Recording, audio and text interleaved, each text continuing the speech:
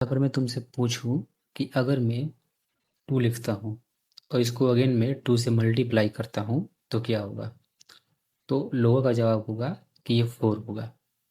Again मैं लिखता हूँ कि मैं 2 को मल्टीप्लाई करूँगा 3 से तो क्या होगा? तो लोगों का जवाब होगा कि ये 6 होगा। मैं पूछता हूँ 2 इंटू 3 इंटू 2 क्या होगा? लोग कहेंगे 2 3 या 6 एंड 6 2 या 12 यानी ये 12 होगा।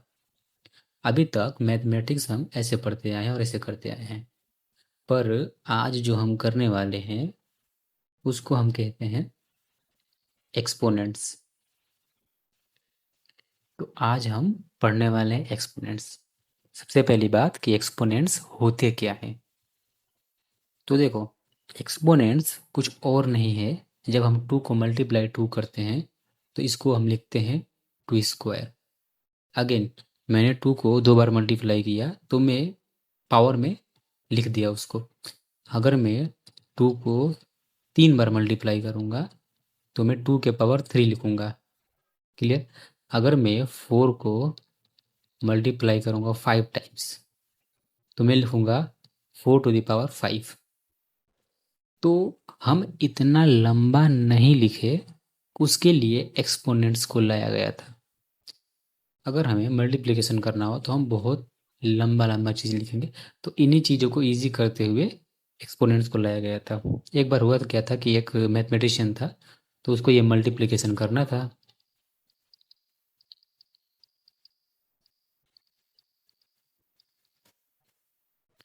ओके, ये 9 है, उसको ये मल्टीप्लिकेशन करना था। तो उसने सोचा कि क्यों ना 2 3 बार मल्टीप्लाई हो रहा है तो मैं 2 के पावर 3 लिख दूँ। 3 3 बार मल्टीप्लाई हो रहा है तो मैं 3 के पावर भी 3 लिख दूँ। और 6 2 बार मल्टीप्लाई हो रहा है तो मैं 6 के पावर 2 लिख दूँ। और 7 एक बार मल्टीप्लाई हो रहा है तो 7 के पावर 1 लिख दूँ। और 9 2 बार मल्टीप्लाई हो रहा है तो मैं 9 के पावर 2 लिख दूँ। एंड इस तरह से एक्सपोनेंट का जन्म हुआ। तो एक्सपोनेंट कुछ इस तरीके से आए। अब हम एक्सपोनेंट को लिखते हैं x to the power y। मतलब ये था कि यहाँ पर ये जो 2 है ये है x और 2 के पावर 2 है y है। यहाँ पे जो 2 है वो है x और 2 के पावर 3 है ये y है। क्लियर? तो अच्छा, ये चीज़ होने के बाद हुआ ये कि उसने कहा कि मैं x को कहूँगा कि ये बेस है। और बेस का मतलब ये होता है जो चीज़ नीचे हो। और उसने कहा कि मैं y को पावर बोलूँगा मल्टीप्लिकेशन के टर्म से। तो हम यहाँ पे x को बेस बोलते हैं और y को हम यहाँ पे पावर बोलते हैं। तो एक्सपोनेंट कुछ इस टर्म में होते हैं x to the power y। जहाँ पर x होता है बेस और y होता है power. So this is what exponent. अब एक्सपोनेंट हुआ तो उन्होंने कुछ रूल सोचे। मतलब उन्होंने देखा कि अगर मैं 2 को मल्टीप्लाई कर रहा हूँ 2 से और इसको मल्टीप्लाई कर रहा हूँ अगेन सॉरी 2 को मल्टीप्लाई कर रहा हूँ 2 से, तो इन्होंने सोचा कि इसके पावर में तो 1 है और इसके पावर में भी 1 है, तो क्यों ना मैं लिख दूँ कि 2 के पावर 1 प्लस 1 और 2 के पावर 2 होगा। वैसे ही सोचिए कि अगर 2 के पावर 2 होगा और 2 के पावर 4 होगा, तो क्यों ना मैं लिख दूँ कि 2 के पावर 2 प्लस 4 और ये हो जाएगा 2 के पावर 6। तो इस तरीके से उन्होंने जनरल सोचा कि अगर कोई नंबर ए है और दूसरा नंबर भी ए है, दोनों नंबर एक जैसे हैं और एक का पावर m है और एक का पावर n है, मतलब अलग अलग है, तो इसको क्यों ना हम लिख दे a के power m plus n। And इसी को बोला गया था लॉ ऑफ इंडाइसिस। इसको बोला गया था law of indices. Clear? And law of indices को एक और नाम से हम जानते हैं लॉ ऑफ एक्सपोनेंट। इन्हें हम दोनों नाम से बोलते हैं। सो लॉ ऑफ इंडाइसिस का हमने पढ़ लिया पहला रूल या लॉ, नियम। मतलब जब भी बेस इक्वल हो और पावर अलग अलग हो तो हम पावर ऐड कर देंगे। अच्छा, इतना ही करते गए तो उन्होंने देखा था कि अगर 2 के पावर 3 हो और वो डिवाइड हो 2 के पावर 2 से, तो उन्होंने सोचा कि मैं 2 के पावर 3 लिखूंगा डिवाइडेड बाई 2 के पावर 2 लिखूंगा। तो होगा ये कि 2 के पावर 2 इंटू 2 के सॉरी 2 इंटू 2 इंटू 3 बार होगा और नीचे 2 इंटू 2 होगा। और अगर मैं थोड़ा सा काटूँ तो मुझे यहाँ पे 2 के पावर 1 देखने को मिलेगा। अच्छा, उन्होंने कहा कि 3 के पावर 3 हो और 3 के पावर भी 4 हो और हम कुछ इस तरीके से करें कि सॉरी ये तो दूसरा हो गया। खैर 3 के पावर 3 प्लस 4 जो कि पहला रूल है।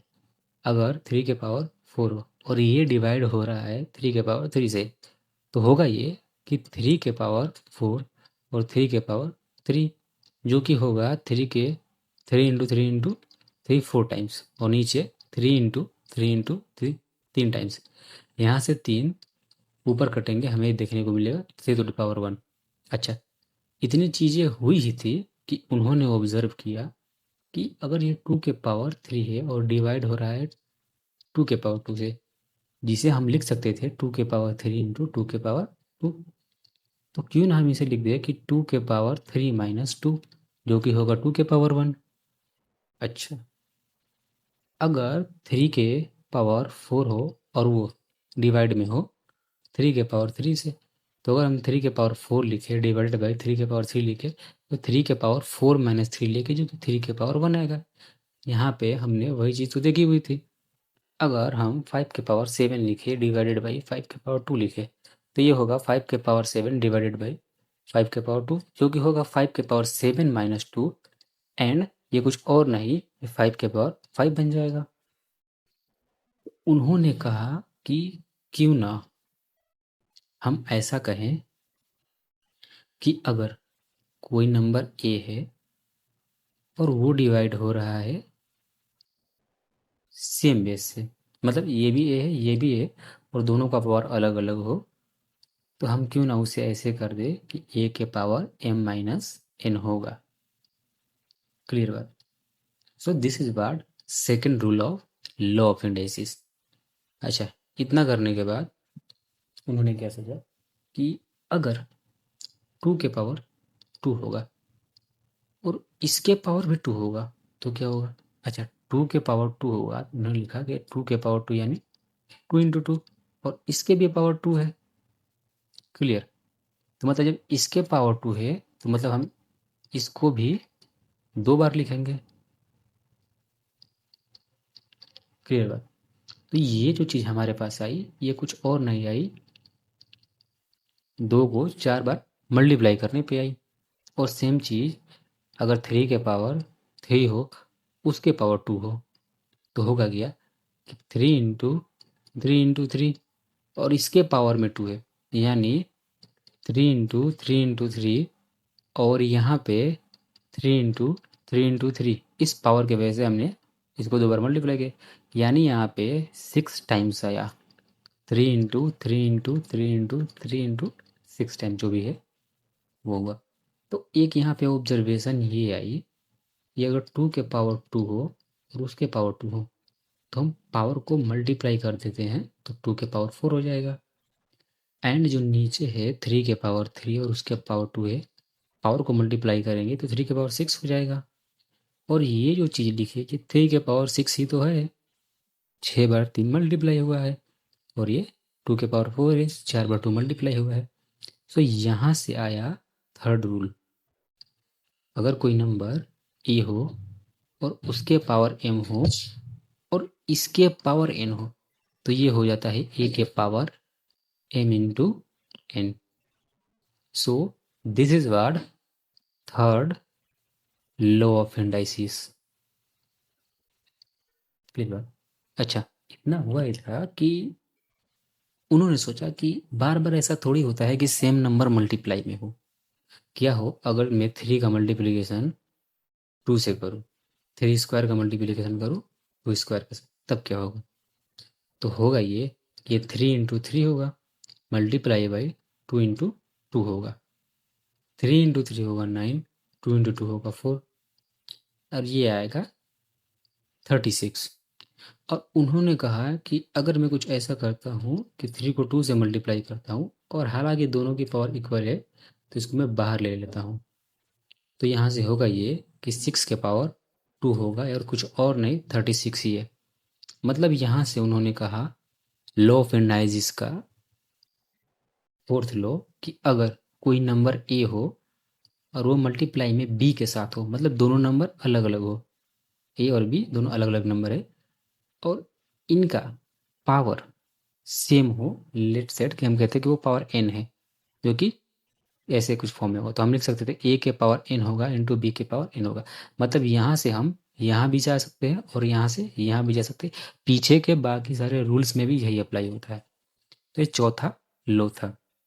अगर ए के पावर एन हो, बी के भी पावर एन हो, तो हम ए और बी को मल्टीप्लाई करते हैं, उस होल के पावर एन लगा देते हैं। सो this is what fourth law of indices. अच्छा, इतनी चीज़ें करने के बाद उन्होंने सोचा कि अगर मैं 2 के पावर 0 लिखता हूँ तो वो 1 होता है, अगर मैं 3 के पावर 0 लिखता हूँ तो वो 1 के बराबर होता है, अगर मैं 4 के पावर 0 लिखता हूँ तो 1 के बराबर होता है, अरे मैं 3 4 7 9 के पावर 0 लिखता हूँ तो वो भी 1 होता है। मतलब मैं किसी के भी पावर वो लिख लूँ 0 तो वो 1 ही होगा। तो उन्होंने कहा दिया कि मैं किसी ए नंबर के पावर 0 लिखूंगा तो वो 1 होगा। अच्छा, अब इतना हुआ तो किसी ने पूछा कि अच्छा अगर हम 0 के पावर 0 लिख देंगे तो क्या होगा। अब बात सोचने वाली हो गई। तो उन्होंने कहा कि 0 के पावर 0 हम डिफाइन नहीं कर सकेंगे और यही रीज़न है कि आगे 11th एंड 12th में इस पे कंप्लीट चैप्टर ही है लिमिट्स, जिसमें हम इसे कहते हैं इनडिटर्मिनेट फॉर्म, इनडिटर्मिनेट फॉर्म बोलते हैं। तो उन्होंने पूछा कि तब ये लो तो वैलिड नहीं होगा। तो उन्होंने कहा कि ऐसे कैसे। मैं बोल देता हूँ कि ए के पावर 0 1 होगा हर उस नंबर के लिए जहाँ ए 0 नहीं होगा। अब ये लॉ वैलिड है कि 0 को छोड़कर तुम कोई भी नंबर ले लो, 0.1 ले लो, उसके पावर 0 वो तो 1 ही होगा क्योंकि वो 0 है ही नहीं।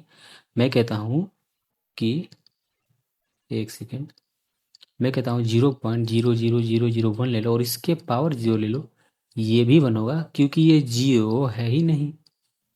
मतलब तुम 0 को छोड़ के कोई भी नंबर ले लो वो 1 ही होगा। और इस तरीके से तुम्हें देखने को मिला यहाँ पर फिफ्थ लॉ ऑफ इंडाइसिस।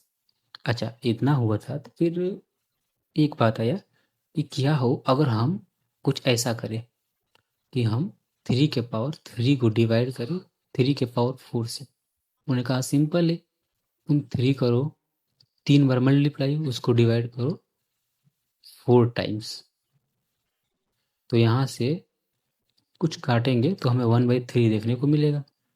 अच्छा, तो उन्होंने कहा कि मैं ये भी नहीं लिखूंगा, मैं कुछ ये लिखता हूँ कि अगर कोई नंबर हो और उसके पावर नेगेटिव पावर हो तो होगा ये कि वो ए के पावर -n होगा 1/a⁴n।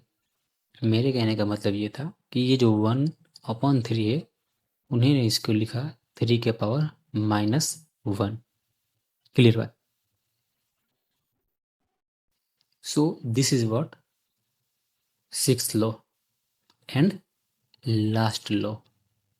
बस इतने ही लॉ ऑफ इंडाइसिस है और इन्हीं पे क्वेश्चंस आते हैं, क्वेश्चंस बनते हैं और हर जगह यूज होते हैं। ये तुम्हारे 6th या 7th क्लास में तुम इसे पढ़ रहे हो तो ये आगे चल के तुम्हारे 12th या फिर किसी भी एग्ज़ाम कॉम्पिटेटिव में काम आएंगे।